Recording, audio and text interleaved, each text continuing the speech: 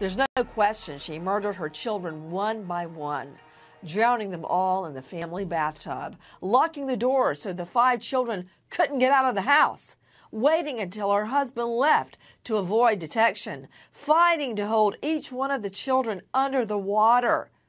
The children's bodies bruised, struggling to live. So how was Andrea Yates found not guilty? Taking the children's lives. What were you thinking about? That I had to do it. And what was the reason that you thought to do it the next morning?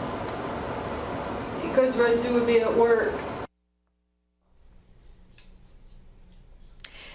Here in the studio with me, the psychiatrist who testified before the jury under oath that Andrea Yates was not insane at the time she killed her children. We're going to be reviewing not that soundbite, but many more like it as we progress through this evening, and we are taking your calls. Here in the studio with me, Dr. Michael Wellner. Welcome, Dr. Wellner. You testified in front of the jury under oath. Did that jury hear everything you heard? No, they did not. What happened? Well, what we do in the course of our evaluation may be different from rules of evidence in the court.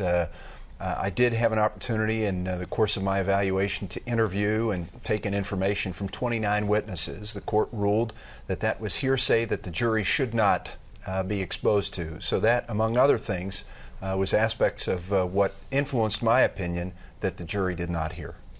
At the time when you interviewed her and you talked to her for hours on end, did Yates believe what she did was right? I think that Andrea Yates has come to believe what she has done was right, but I was evaluating her state of mind at the time of the crime, and I came to the conclusion that while she believed that her children might be better off and might feel that they weren't going to be with a bad mother and that they might go to heaven if she killed them, that her decisions as she described them on that day were different from the way she has come to describe them with interview after interview over time. You be the judge. Let's take a listen to what Andrea Yates had to say on videotape. If you knew you were going to kill the kids, would this have happened? No. Okay. And why not? He wouldn't have left me alone with the children.